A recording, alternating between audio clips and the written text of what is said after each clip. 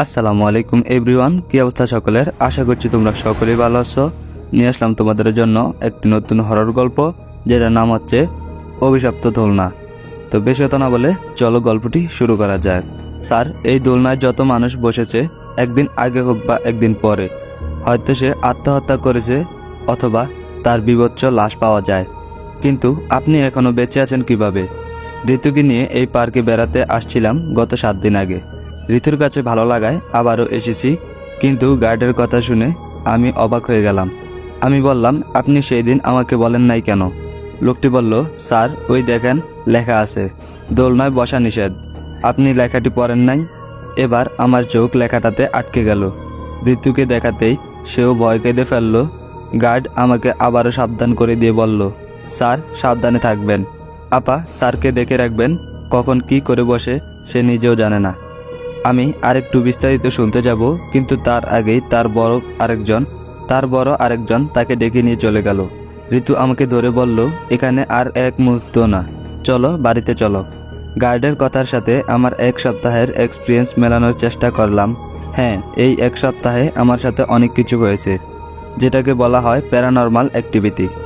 আমি ঘুমের মাঝে স্বপ্নে শুধু দোলনাটার ছবি দেখি, কিন্তু শুধু দোলনা দেখিনি, দোলনায় একটা নারী বসে থাকে। ঋতু আমাকে ধরে চোরে একটা ঝাঁকুনি দিল, তখনই আমার হুঁশ ফিরে। আমি কল্পনায় ডুবে গিয়েছিলাম। আমাকে জোর করে ধরে ঋতু নিয়ে চলে আসলো। সারা পথ আমার মাথায় গার্ডের কথা ঘুরতে লাগলো। কেন এই দোলনায় বসলে মানুষ মারা যায় বা তাকে হত্যা করা হয়? যদি সত্যিই মারা যায়, তাহলে আমি বেঁচে আছি কেন? ঋতু মেয়েটাও কেমন, গার্ডের কথা শুনে কান্না শুরু করেছে তো থামার নাম নেই। আমি ওকে সান্ত্বনা দিয়ে কাছে বসিয়ে বললাম, আমার কিছু হবে না, তুমি টেনশন করো না, হলে এই কয়েকদিনই হয়ে যেত। তখন ঋতু বলল, তুমি এই কয়েকদিনে যে অ্যাবনর্মাল আচরণ করছো, তাতে আমার মনে এখন প্রশ্ন জাগছে, এই দোলনায় বসার কারণেই এমন হচ্ছে কিনা। আমি বললাম, আমি আবার কি আচরণ করলাম? ঘুম থেকে উঠে তো কত মানুষই হাঁটাহাঁটি করে, আমার এমন হয়েছে তাই তুমি রাগ করছো? ঋতু বলল, এই 7 দিনে তোমার সাথে এমন হয়েছে।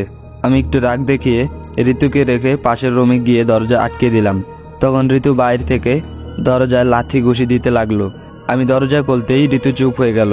প্রতি রাতে আমি স্বপ্নে দেখেছি আমি পার্কের ওই দোলনায় বসে আছি, আমার সাথে একটা মেয়ে বসা। মেয়েটার সাথে আমি অনেক গল্প করছি, কিন্তু মেয়েটাকে আমি চিনতে পারছি না।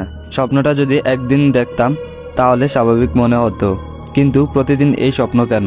সিদ্ধান্ত নিলাম সমস্যাটা সমাধান করতে হবে আমাকে। রাতে ঘুমানোর সময় দেখি জানালা খোলা। জানালাটা আটকাতে গিয়ে দেখি একটা বাচ্চা ছেলে জানালার গ্রিল ধরে দাঁড়িয়ে আছে। আমাকে দেখে একটা মুচকি হাসি দিয়ে বলল, ভয় পান না আমাকে দেখে? আমি তাকে বললাম, তুমি কে? আমার কথার উত্তর না দিয়ে বাচ্চাটা দৌড় দিল। হঠাৎ আমার মনে হলো, আমি তো 7 তলার উপরে, তাহলে এখানে বাচ্চা কিভাবে আসবে? কি হচ্ছে এসব? আমি অনেক সাহস নিয়ে জানালা দিয়ে নিচে তাকালাম। নিচের ফ্লোরের আলোতেও কাউকে দেখা যাচ্ছে না। তাহলে কি এটা আমার হ্যালুসিনেশন? জানলা আটকে বিছানায় গা এলিয়ে দিলাম। প্রচণ্ড টেনশন আর শরীরের উপর চাপ থাকায় খুব তাড়াতাড়ি ঘুমিয়ে পড়লাম। কিন্তু ঘুম ভাঙলো সেই আগের স্বপ্ন দেখে। কিন্তু আজ মেয়েটা আমার সাথে কথা বলছে, সেটা বুঝতে পারছি। মেয়েটা আমাকে বলছে, আমার সাথে নিয়মিত দেখা করবা, আমি তোমায় প্রতিদিন চাই, বলেই একটা হাসি দেয়। আর সাথে সাথে আমার ঘুম ভেঙে গেল। বিছানায় হাত দিয়ে দেখি ঋতু বিছানায় নেই। বাথরুমে গেছে ভেবে আমিও বাথরুমে গেলাম। দেখি ঋতু বাথরুমে আয়নার দিকে তাকিয়ে বিড়বিড় করে কার সাথে যেন কথা বলছে। আমি ঋতু বলে কয়েকবার ডাক দিলেও সে আমার দিকে তাকাচ্ছিল না।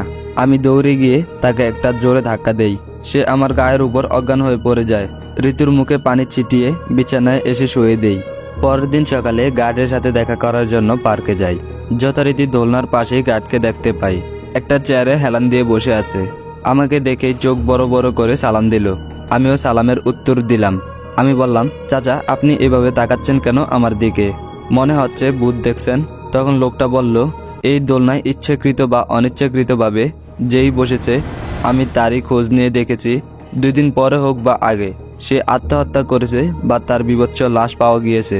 তখন আমি বললাম, আপনি বুঝলেন কিভাবে এখানে বসলেই মানুষ মারা যায়? তখন লোকটি বলল, প্রথমবার যখন এই দোলনা এখানে রাখা হয়, তার পরের দিনই একজন এসে বসেছিল। সে মারা যায় 1 দিন পরেই। তার বউ এসে বলেছিল সে নাকি খালি এই দোলনার কথাই বলতো। সেখান থেকে ধারণা পেয়ে ভুল করে বসা লোকদের পিছু নিতাম। অগোছালোভাবেই গার্ড আমাকে কথাগুলো বলল। গার্ডের কথা শুনে মনে হলো এই দোলনার পিছনে নিশ্চয়ই একটা কোনো কাহিনী আছে, কিন্তু কি সেই কাহিনী? গার্ডকে ধন্যবাদ দিয়ে চলে আসলাম। পিছন থেকে লোকটি আমাকে সাবধানে থাকতে বলল। আমি অফিস থেকে ফিরতে একটু রাত হয়ে গেল। রাত 8টার পরে আমাদের এলাকায় আর কোনো ভ্যান বা রিক্সা পাওয়া যায় না, তাই আমি কানে হেডফোন গুঁজে নিরিবিলি হাঁটতে লাগলাম। হঠাৎ আমার পিঠে কারো হাতের ছোঁয়া পেয়ে চমকে উঠলাম। পিছনে ফিরে তাকাতেই দেখি একটা মেয়ে। আমি কান থেকে হেডফোন খুলে মেয়েটাকে বললাম, কোনো সমস্যা? মেয়েটা বলল, আমাকে একটু এগিয়ে দেওয়া যাবে? তখন আমি বললাম, আমি আপনাকে চিনি না, আপনাকে এগিয়ে দিতে যাব কেন? মেয়েটি বলল, অপরিচিত একটা মেয়ে এলাকায় যেতে পারছে না বলেই তো আপনার কাছে সাহায্য চেয়েছে। আমি বললাম, তা ঠিক, তবে চলুন। আচ্ছা, আপনার সাথে কোনো ছিনতাইকারী গ্যাংয়ের মিল নেই তো? মেয়েটা একটা লাজুক হাসি দিয়ে বলল, না, নেই। পাশাপাশি কিছু সময় হাঁটার পর মেয়েটার পায়ের দিকে আমার নজর যায়। জিনিসটা ভালো করে খেয়াল করার পরে আমার চক্ষু কপালে উঠে গেল। আমি বললাম, ও শিট! মেয়েটার পা উল্টো দিকে এবং মেয়েটা মাটি থেকে মিনিমাম আধা হাত উপরে শূন্যে ভাসছে। এটা দেখার পর আমি মেয়েটার মুখের দিকে তাকাতেই মেয়েটা আমার দিকে একটা বীভৎস হাসি দেয়। সেই হাসিটার সাথে আমার স্বপ্নে দেখা মেয়েটার মিল আছে। কান থেকে হেডফোন খুলে আয়াতুল কুরসি পড়তে পড়তে আমি দৌড় দেই। আমার সমস্ত শক্তি পায়ে কনভার্ট করে আমি দৌড়াতে থাকি। পিছনে ফেরার সাহস নেই আমার। কিন্তু কিছু সময় পরেই একটা কান্নার আওয়াজ আমার কানে আসে। মনে হচ্ছে কেউ তাকে জোর করে বাড়িতে আটকে রেখেছে। আমি সেদিকে কান না দিয়ে দৌড়াতে দৌড়াতে বাড়ির সামনে এসে দরজায় নক করি। ঋতু এসে দরজা খুলে দেয় অল্প সময়ের মধ্যেই। তাও আমি ভয়ের কারণে ঋতুকে বলে উঠি, এত সময় লাগে দরজা খুলতে? ঋতু আমার দিকে হা করে তাকিয়ে আছে। কিছুক্ষণ পর বলল, তুমি এখানে? আমি বললাম, হ্যাঁ আমি। দরজা থেকে সরে যাও, আমি ভয় পেয়েছি। ঋতু বলল, তুমি এখানে আসলে কিভাবে? একটু আগেই না ঘরে ঢুকলে তুমি? বাথরুমে শাওয়ার নিতে গেলে। আমি বললাম, মানে? ঋতু বলল, মানে তুমি তো কিছু সময় আগেই বাড়িতে এসেছ, আমার সাথে কথা না বলে রাগে গজগজ করতে করতে বাথরুমে গেলে। আমি বললাম, ঋতু তোমার মাথা ঠিক আছে তো? আমি মাত্রই আসলাম। কি বলছো তুমি আবল তাবল? ঋতু আমার কথা শুনে ভয় পেয়ে গেল, আমাকে এসে জড়িয়ে ধরল। আমি আর রুমে যাচ্ছি না। কিছুক্ষণ পর আমি আর ঋতু রুমে গেলাম। সমস্ত রুম এবং বাথরুম, রান্নাঘর চেক করেও অন্য কারো উপস্থিতি পেলাম না। রাতে খাওয়া দাওয়া শেষ করে ঋতুকে ঘুমিয়ে যেতে বললাম, কিন্তু বেচারির মনে একটা ভয়। গার্ডের কথা মতো আমি যদি নিজের কিছু করে ফেলি, তাই সে আমাকে একা থাকতে দেবে না। বাধ্য হয়ে বিছানায় তার সাথে বসে আছি। ঋতু কিছুক্ষণ পর ঘুমিয়ে গেল। ল্যাপটপটা অন করে ইভানা পার্কের বিস্তারিত কিছু তথ্য জানার জন্য গুগলে ঢুকলাম। কিছু সময় ঘাটাঘাটি করার পর দোলনাটা পেয়ে গেলাম। হ্যাঁ, এটাই সেই দোলনা। দোলনাটা এসেছে কোথা থেকে বা কেন এসেছে সেটা জানার জন্য ঢুকতে যাব, তখনই দোলনা দুললে যেই শব্দ হয় সেই শব্দ আমার কানে আসলো। জানালার ওপাশ থেকে শব্দটা এসেছে। আমি বিছানা থেকে উঠে জানলার কাছে যেতেই দেখি একটা দোলনা আমার জানালার সোজা দুলছে, আর দোলনায় বসে আছে সেই মেয়েটা যার সাথে আজ আমার দেখা হয়েছিল রাতে। আমার চোখে চোখ পড়তেই মেয়েটা একটা অদ্ভুত হাসি দিল, যেই হাসি আমার কানে বারবার বাজছিল। ঋতুকে ডেকে দেখালে মেয়েটা ভয় পেয়ে যাবে, সেজন্য আমি তাকে ডাকলাম না। মোবাইলের ফ্ল্যাশ অন করার জন্য মোবাইলের দিকে তাকিয়ে আবারও জানলার দিকে তাকাতেই দেখি কোনো কিছুই জানলার বাইরে নেই। তাহলে এত সময় আমি কি দেখলাম? এটা কি আমার ভ্রম? তো গাইজ, আজকের পর্বটা এখানে এন্ড করতেছি। যদি গল্পটা ভালো লাগে তাহলে অবশ্যই লাইক করবে আর কমেন্টে জানিয়ে যাবা নেক্সট পার্ট চাও কিনা। আর গল্পটা বেশি বেশি শেয়ার করবা। আর চ্যানেলে নতুন হয়ে থাকলে অবশ্যই সাবস্ক্রাইব করে দিবা। তো আজকের মতো বিদায় নিচ্ছি।